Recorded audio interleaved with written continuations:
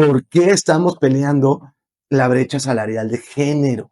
Siguen insistiendo en el tema porque solo quieren ver a los más ricos.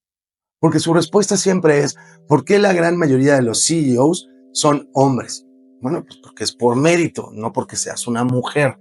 Lo que les interesa es los ricos. Nada más que ahí te va el dato. En el mundo occidental, la riqueza, aquellas personas que se pueden considerar del estrato socioeconómico alto, en bajo, medio y alto, solo representa el 10%. En América Latina es como un 3.5%. E incluso en México es el 1%. No estoy hablando de ultramillonarios, ¿eh? El que en tu país, en cada país es diferente, se considere que eres alto. Pero adivinen cómo se distribuye esa riqueza. La riqueza de ese grupo de socialmente económico alto, por un tema de herencia, va entre un 35 y 40% de los casos. Porque trabaja en una empresa propia o de la familia, entre un 50 y 55%. Y seamos muy claros, el de herencia en la gran mayoría pues es también por una empresa familiar, nada más que el dueño pues ya desafortunadamente perdió la vida. Y por una carrera profesional, es decir, eres un empleado, eres un CEO, solo representa entre el 10 y el 15%. Pero bueno, dentro de ser rico, el empleado solo representa un 10%. ¿Y qué es lo que pasa? Que el feminismo no se puede meter con las herencias, porque adivinen qué, las cifras dicen que en herencia se beneficia 50 y 50 hombres y mujeres. El tema de poner una empresa propia, ¿sabían ustedes que arriba del 90% la ponen los hombres? Y ahí desafortunadamente no podemos poner diversidad, equidad e inclusión. No podemos obligar a las mujeres a que tomen el riesgo y pongan una empresa. No podemos. Pero ¿saben qué sí puede hacer el feminismo? Puede meterse en esos empleados de alguna gran corporación, en ese 10% de los ricos, y decir, se lo tenemos que dar a las mujeres no por sus habilidades, su experiencia, su capacidad, se lo tienes que dar por su género, o incluso hoy en día por su color, preferencia sexual o religión, no por meritocracia, no por mérito. Un dato curioso, que los hombres no tenemos acceso a ello. ¿Sabías tú que el 80% de la riqueza en ese grupo, depende de cada país, dentro de tu país, que se considera socioeconómicamente alto, es por divorcio o estar casada? ¡Qué curioso! ¿Saben cuál es el porcentaje de hombres? Pues quién sabe, porque nunca se hace el estudio, solo el de las mujeres, obviamente. Pero yo creo que es tan chiquita ese número que no hay necesidad ni siquiera de hacer el estudio. Entonces, esas mujeres beneficiadas en el 80% es con quién se casó, básicamente. Pero insisto, quieren convencerte de diversidad, equidad e inclusión, de en ese 10% de la riqueza que son empleados, que el Estado puede obligar, o la sociedad misma con de que se lo tienes que regalar a una mujer. Hola y bienvenido, yo soy Manu y esto es El Masculinista en Misandria. ¿Qué es la brecha salarial de género? Ojo, hay que agregarle la palabra de género. ¿Qué significa brecha salarial? Porque hoy en día las feministas están dando otras definiciones. Cuando hablo de feministas modernas, que en realidad son misandria, matriarcado. El feminismo de verdad solo buscaba igualdad. Ellas se basan en un solo dato. Un dato que incluso el más importante o el más difundido es el de la ODCE, la Organización de Cooperación y Desarrollo Económico, que involucra a 38 países que son semidesarrollados, civilizados, democráticos y demás, que dicen que en general las mujeres ganan 11% menos. Y de ahí la famosa frase que toda feminista se conoce, de que las mujeres ganan 89 centavos de tu moneda en comparación del hombre, lo cual es falso. ¿Qué es lo que significa como tal la frase? Significa que dos personas, un hombre y una mujer, realizando la misma actividad, gana menos la mujer, lo cual, para empezar, es ilegal. Dicen, no, es por debajo del agua, pero ahí está el dato, es 11% menos. Oye, ganó un premio Nobel de Economía una mujer, demostrando que no existe, no importa, es 11% menos. ¿Cómo es que llegan a ese número? Agarran la bolsa de todos los hombres contra la bolsa de todas las mujeres. ¿Cuánto ganaron los hombres? ¿Cuánto ganaron las mujeres? ¡Pam, pam! Y ese es el número que ponen. Pero cuando empiezan a sacar otros datos, Ahí es cuando no les gusta a las feministas modernas. Porque ¿sabías tú que en esa misma organización te dice que los hombres trabajan de 6 a 12 horas adicionales a la semana que una mujer? Que no hablo de un individuo, hablamos de promedios, de generalidades. Eso ya no les gusta, porque cuando dices, oye, ¿y si estudiamos por hora? No, ahí sí ya no me interesa. O ¿qué pasa si estudiamos cuántos días toma al año las mujeres en general versus los hombres? Los hombres trabajan más días, ya trabajan más horas y trabajan más días. Oye, la gran mayoría de trabajos de medio tiempo se lo llevan las mujeres. Evidentemente van a ganar menos, que en algunos casos ganan lo mismo. No, eso ya no me gusta. ¿O sabías tú que la gran mayoría de los trabajos nocturnos lo hacen hombres? Y por ser nocturno, normalmente en la ley dice que hay que pagarle más. No. Cuando empiezas a hacer segregaciones o ya lo empiezas a detallar, ya ahí no les gusta. ¿Sabías tú que si se hace por edades, por decir, las mujeres en ciudades que tengan menos de 34 años ganan en promedio más que los hombres? Ahí ya no me gusta. Y cuando lo ves por industrias, las mujeres lo primero que hacen es agarrar la industria médica, porque otras industrias son igualitarias o benefician a las mujeres. Pero ¿por qué la médica? Ok, porque la médica se supone que hay un 8% de diferencia entre hombres y mujeres. Lo que no te dicen o omiten es, claro, por cada doctor, la misma organización, son los números de la misma organización. Por cada un doctor que hay en un hospital, hay en un promedio entre 3 a 10 enfermeras. Y adivinen qué, el 91% de las enfermeras son mujeres. Y te voy a dar una noticia increíble. Los doctores ganan más que las enfermeras. Y ojo, respeto mucho a las enfermeras, ya que seguramente trabajan mucho más que un doctor. Eso me queda clarísimo. El único tema es que para ser enfermera tienes que estudiar de 2, si es técnica, a 4 años. Para ser doctor tienes que haber estudiado y ser practicante al menos 10 años. El promedio es de 10 a 15 años. ¿Y adivinen qué? Cuando ves en doctores, desafortunadamente ahí son casi iguales las cifras de hombres y mujeres. E incluso dentro de los doctores, adivinen qué, hay diferencias. No gana lo mismo un pediatra, que hay más mujeres, que un cirujano cardíaco. Por obvia razón, debería ser obvio. Pero dicen, no, los dos son doctores, ¿por qué las mujeres ganan menos que los hombres? Es decir, la brecha salarial, además de ser ilegal y que nadie conoce un caso en el mundo occidental, está muy amañado los números. Cuando empiezas a segregarlo, empiezas a ver las contradicciones. Necesito que me ayudes. Como sabes, todo creador de contenido masculinista, es decir, defendemos los derechos de las mujeres, pero buscamos igualdad y queremos defender a los hombres, nos censuran. Entonces te pido que me regales un like, suscríbete para ver nuevos episodios y me encanta conocer sus opiniones, aunque sea una manita o un like, para que el algoritmo me ayude y no me censure.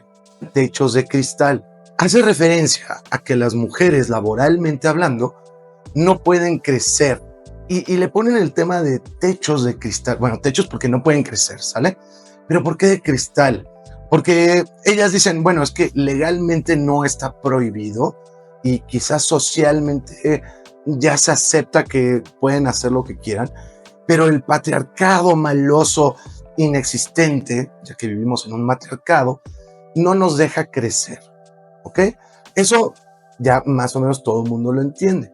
El problema está en que no existen tal cosa como techos de cristal. Y veamos ejemplos del por qué no existe. A ver, ¿cuál es la figura o la persona de mayor poder en un país? El presidente o primer ministro. ¿Saben cuándo fue la primera vez que una mujer se volvió presidente? Fue en 1960, en el siglo pasado, en Sri Lanka. En Latinoamérica fue Isabel Perón, en 1974. Es decir, hace mucho tiempo que el ser presidente o primer ministro dejó de ser una innovación que fue una mujer. E incluso veamos 3 grandes figuras increíbles. ¿Qué les parece una Margaret Thatcher en 1979? O Indira Gandhi, la hija de Mahatma Gandhi, que ella lo logró en India en 1966. Y en el 69, en 1969, la gran personalidad Golda Meir en Israel, que nadie dice lo logró por ser mujer, sino simplemente porque eran increíbles.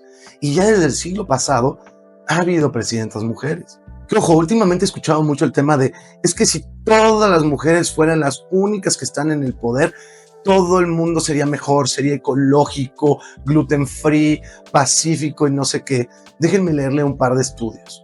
Un estudio que analizó líderes mundiales entre 1875 y 2004 encontró que el 36% de las mujeres líderes iniciaban al menos una disputa militar, en comparación con el 30% que eran hombres.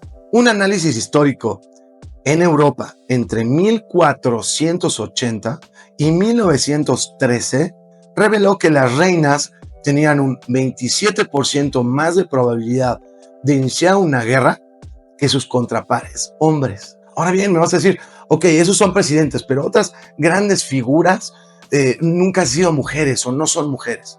A ver, ministra de Defensa se logró en 1990. Ministra del Interior se logró en 1972. Ministra de Finanzas se logró en 1980. Presidente de un Congreso o de un Parlamento, 1960. Presidente de la Suprema Corte, puesto altísimo, 1970. La gobernadora o alcaldesa de una gran ciudad se logró en 1930. Ahora bien me vas a decir, bueno, pero es que antes las mujeres no podían trabajar. ¿Antes cuándo? Les voy a dar los datos en años de mujeres que lograron en las principales profesiones del mundo, o el mundo, las posiciones que existían antes, ¿no?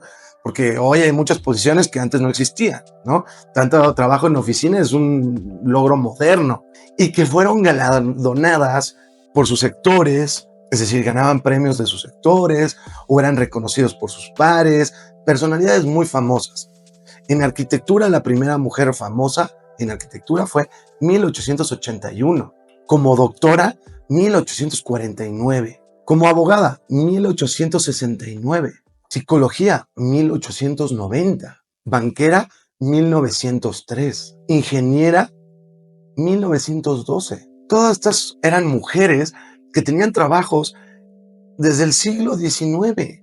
Es decir, los 1800 o muy tardado, muy al principio del siglo XX, muy al principio de 1903. Entonces, es una mentira de que las mujeres no trabajaban. Te la compro si me dices a nivel sociedad, y es decir, hombres y mujeres, y normalmente las mujeres son las más arduas en mantener los estándares sociales, decían, no es lo correcto que trabajaran mujeres, pero que las había. Y hablando de banqueras, me encantan todas esas creadoras de contenido que dicen, es que antes las mujeres no podían tener cuentas de banco. Si hay registros históricos de que en el siglo XVIII, es decir, en los 1700, había mujeres con cuentas de banco. Y es más, hoy en día existen industrias completas que son lideradas por mujeres, tanto en cantidad de mujeres como que son las mujeres las que tienen las principales posiciones de poder. ¿Como cuáles? Como recursos humanos, desafortunadamente derechos humanos, incluso están diciendo consultoría, moda, educación, mercadotecnia, comunicación, etc. Entonces, ¿por qué hablamos de techos de cristal? Recuerda que ya salió a la venta mi nuevo libro. Yo soy el autor y se llama El hombre feminista en un mundo misándrico. En mi perfil vienen los datos para que lo busques y también ya se encuentra en inglés. Ahora bien, ¿ustedes creen que las feministas de poder, es decir, las que toman decisiones, congresistas, juezas, no saben todo esto? Por supuesto que sí.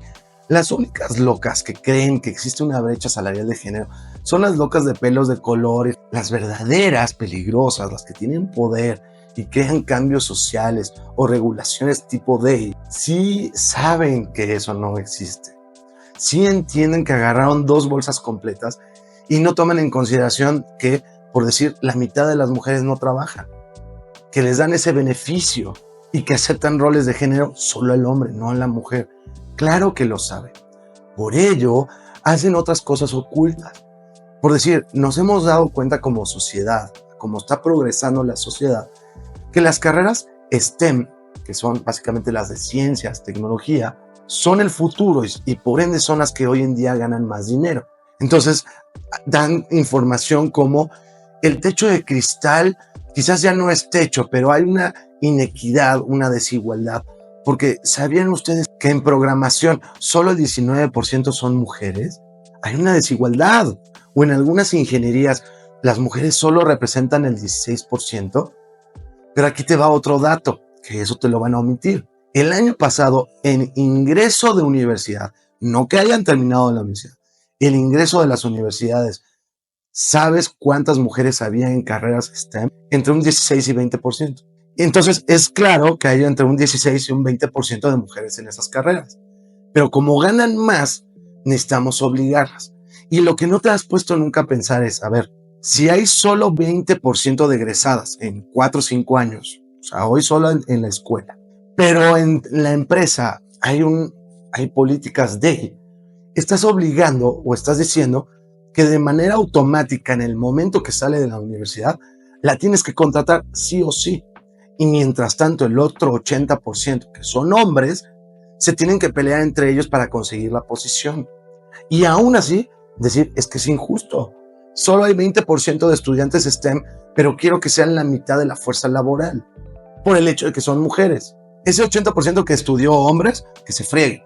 A las mujeres de inmediato se los tienes que dar. Y si eres de México, eso es lo que está pasando hoy con la elección de jueces, que no hay suficiente cantidad de mujeres, entonces por ley van a tener que ser mayoría. Y las mujeres están compitiendo entre, no sé, 10 candidatas y los hombres contra 80 candidatos. Muchas gracias, yo soy Manu, nos vemos en el próximo episodio.